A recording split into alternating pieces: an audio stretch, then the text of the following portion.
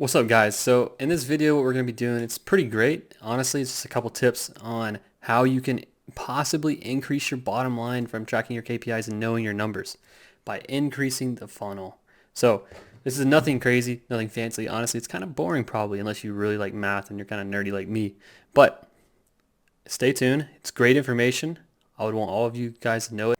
And yeah, so I just want to make a couple of announcements before we get into the video. We did start a Facebook group.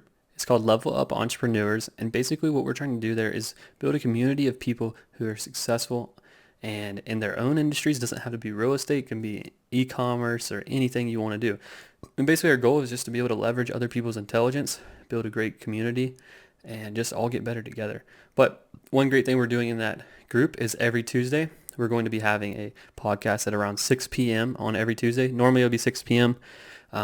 This week actually is a little special exception, and that it's well worth it. Our guest could not arrive at 6 p.m. He could only do 6:30, but we are bringing on the all-time great Steve Trang from Real Estate Disruptors. So, if you guys know him, you know he's amazing. If you guys don't know him, well, you're going to find out how amazing he is. And, we look forward to seeing you guys all there. And the link for that is we'll be streaming it live on YouTube and Facebook in that Facebook group. And the link for the Facebook group to join is in the description below.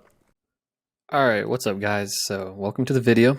In this video, what we're going to be doing is we're going to be going over some kind of interesting stuff. It's really going to be focused on KPIs, knowing your numbers, a few basic reasons and thought processes behind choosing what numbers to track, as well as just some cool little things on reasons, supporting reasons why you want to know your numbers on how you can add to your bottom line.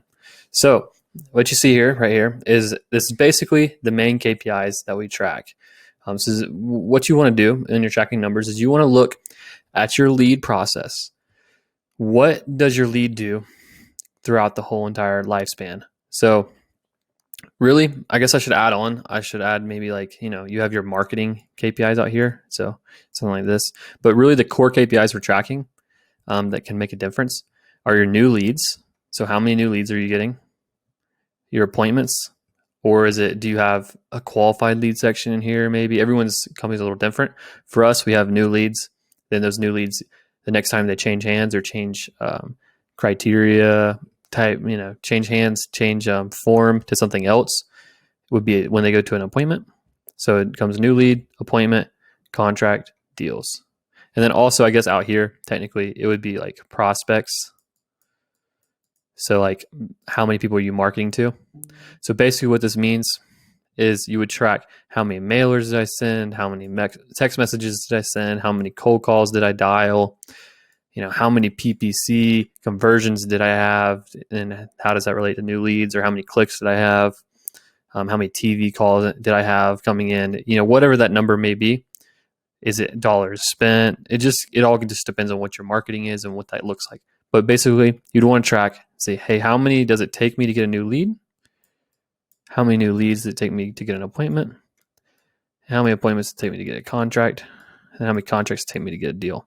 These are the key process starters and finishers. So basically, what we're doing here is you can kind of see. So I wrote out some numbers. So I have, let me clear off some of that last stuff that I just wrote. It got a little messy. So you see right there that we have new leads, appointments, contracts, deals, and you see numbers and percentages above them. So what we have here is this is the amount of new leads that we've had in the last 5 months. So 3,646. We had 548 appointments, 37 contracts, 30 deals.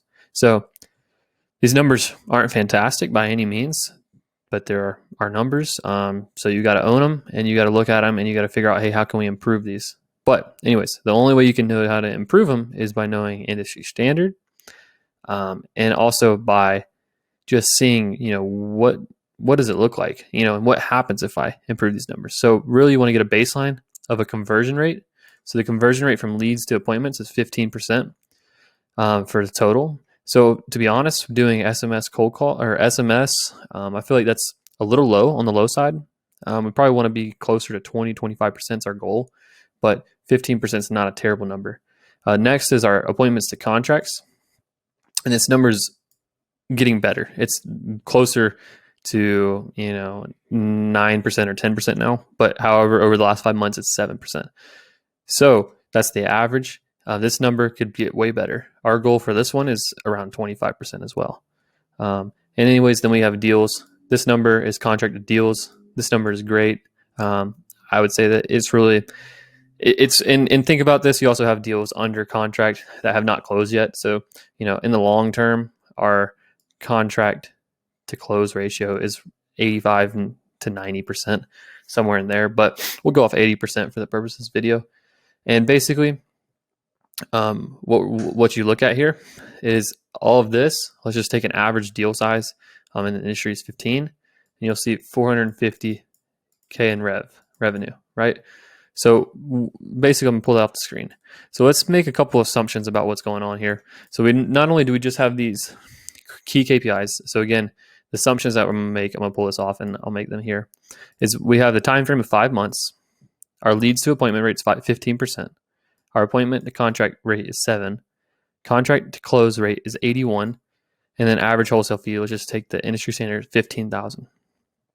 So what happens when a lead changes from an appointment, or lead to appointment rate changes from 15 to 20%? Sorry. So that's a fair jump.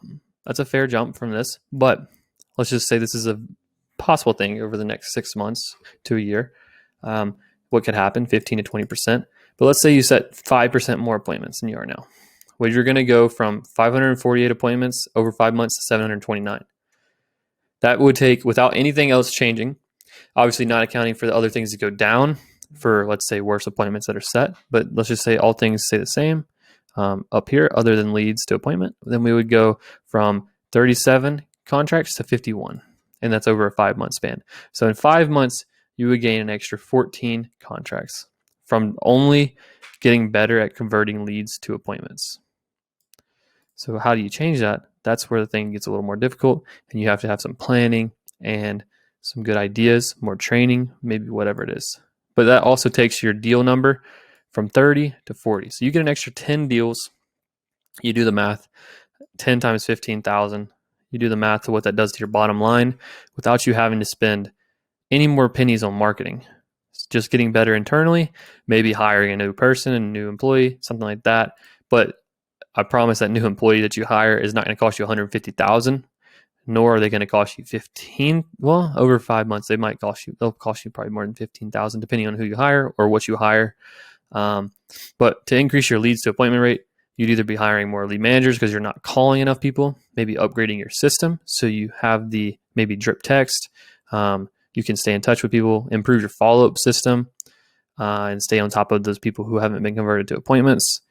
Or maybe you hire like a quality control person for your callers, just to make sure you're having high quality conversations so you can train them better. Those would be the few ways that you could really increase this from our experiences, and that's what we're working on.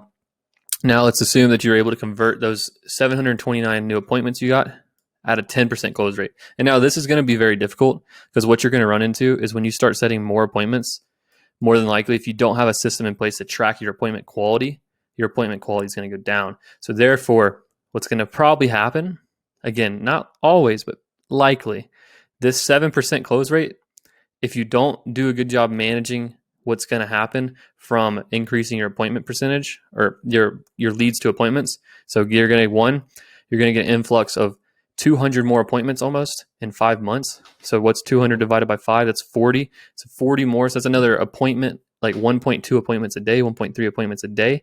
So you're going to be able to deal with that. You're going to be able to put the amount of time in to calling those appointments. You need to be able to think of all these things. What is going to happen if I get more appointments? What do I need to have in place? Do I need to make sure that I'm going to be getting good appointments? Do I need to make sure that I'm training my people better? Do I need to make sure I hire another acquisition manager? What does that look like for you? So that's also something you need to think about when you're trying to increase a part of your funnel. So next up, we're assuming we can convert these 729 appointments at a 3% better close rate, which is very feasible. A 10% close rate is not spectacular. It's not a world beater. 25% is what we would consider the gold standard. 20% would be a pretty nice number to be at. But anyways, so right here, what this number would do is it would bring us up to 72 contracts and that's improving from 51 here. And if you think about everything being combined together, you're coming from 37. If all this stuff happens, over time, then you're going to almost double your contracts from these two things occurring. Therefore, you're going to get more deals. So you're going to go up to 57 deals from 40, and then even from 30. You see how it works. You understand what's going on. And that's going to add another, that's 255,000 right there. So that 3% is pretty significant, especially combined with the increase in appointments. So if we were to say that we're going to do 548 appointments and just increase our close rate by 3%, let's do that math right here. Let me pull my calculator over here. Let's say we're going to do 548 appointments at a 10% close rate. So 548 times 0.1. That's 54 contracts. So instead of 72, we got 54. So that's still technically more than this 51. So 54, let's just say it's 54 times 0.8.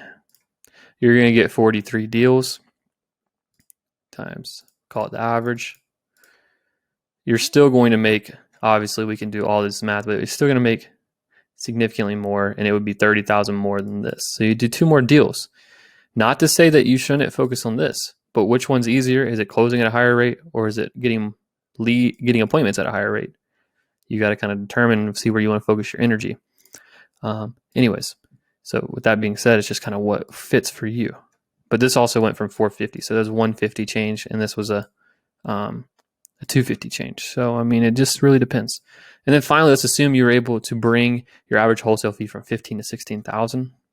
Well, one, if you're doing 57 deals, you're going to make an extra 57,000.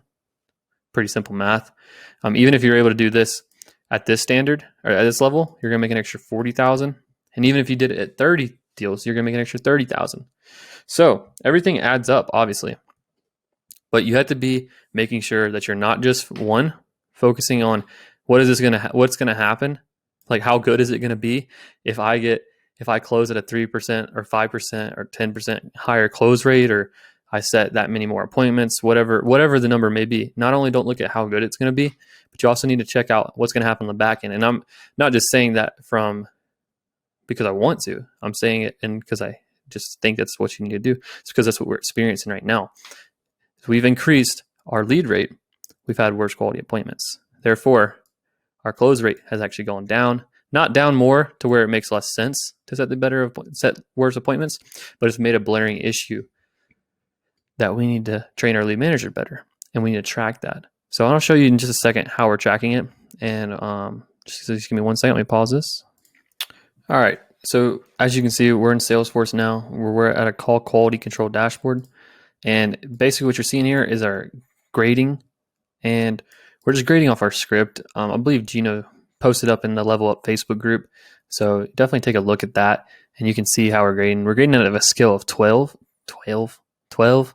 And so you can see all time, fairly decent scores. I mean, we'd be failing math class probably, most of us, but we're getting to that point. We're getting better. You can see last month was the first time we did it. So that was the first time we started doing it. Last week was much better. This week, you can see that we're starting to drop a little bit, but that will get back up there, I'm sure, within the week and when training.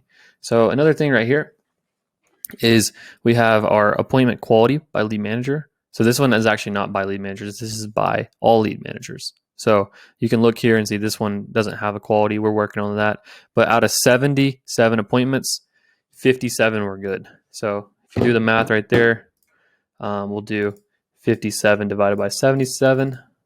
Means we have a 75% solid good appointment rate and we can see what we're comparing to this week.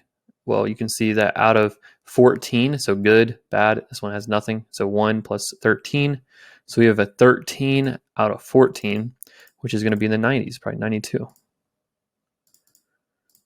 92.8. So you can see that's a big improvement for us. And here last week, and this is this week versus last week, so pretty quick change. 8 plus 14, that's 22. So it's, I don't know why I keep going down there. So 14 divided by 22, that's going to be like 60 something, 63. So you can see this week's been a big change for us. Quite a bit better, actually. So, training and seeing what's going on actually works. And so the last thing down here, well, not last thing, but next up, what we want to see is we have our new lead status. And these are going to be the new leads created this quarter. And then we have new leads created last month, new leads created this month. And then the reason why we are looking at this stuff is because we want to see what the quarter looks like, what last month looks like versus this month. That way we can see, and basically what this is actually showing us also is a status in the system of our new leads before they go to appointments. So that way we know, hey, are our lead managers actually doing a good job? We're going to also work on getting this for the acquisition managers as well. I have these funnels that show from appointment to blah, blah, blah, to whatever. But you can see that this quarter, we are actually lower, 9%. So we were much higher. So that means we're getting better at our conversion percentages, the 15% to, and also a little bit of reason why this number is a little bit higher is because these appointments did not have to be created from a lead this year. So they did not have to come from a lead this year. So I could show you what that percentage looks like, and it's going to be closer to that 9 number. But that's the reason why that 15 is higher now that I'm looking at it. Probably could have pulled a better number, but it ain't perfect. But anyways, so that's pretty much it. And we also have our graded calls that are a 6 or less. And these 6 or less scores are over 3.5 minutes. And this is all time. And these are ones that haven't been reviewed by our sales trainer. And then finally, you see our appointment to contracts, where we're at. And you see basically how many appointments it take to get a contract. So overall, we're going down. We're trending down, but hopefully we keep going lower because that's the goal, is to get even lower. But again, we're overall for the year at a 7% appointment to contract conversion. And then right here, and part of the reason why that went up in February is because there was a lot more appointments being set and the quality is worse. But anyways, here we go. All appointments set by lead managers. So this person forgot to put their name, so you can see that and we can fix that. So they forgot to add their name. Then we got stealthy. You can see 6 out of 8. So what that's like 80%. You can do some simple math over here. I don't need to bore you guys with math, but 6 divided by 8, 75%. So the goal would be like super high. So Jorge is 20 for 2. So 20 out of 22. That's 90. So that's pretty solid. See, Jesse's a little higher. You can just tell what's going on here. So that's a little food for thought right there. And just to give you an idea how we're tracking the improvements or the widening of the funnel. So the goal, let me move my face. The goal is to widen that funnel up and see what happens. See if you can't add to your bottom line. So widen the funnel up to here. Widen this funnel up to here. You know what I mean? And then catch in more contracts to deals. Make bigger deals, whatever you need to do. But that's pretty much it. Feel free to drop any questions down below in the comments. It's best to just DM me and Gino any questions you have. And join the Facebook group. The Facebook group is in the link in the bio below. We'll be having every Tuesday at 6 p.m. It's actually this coming Tuesday. We're having Steve Trang on the podcast at 6:30. I believe is when he's going to do it. We haven't announced it yet. We'll put it in the Facebook group. But join that Facebook group. We're going to have as many big names as we can in there coming to talk about real estate, leadership, anything that can add to someone's business, an entrepreneur's business. So look forward to seeing you guys there. Thanks for watching, and hopefully you guys got some value out of this.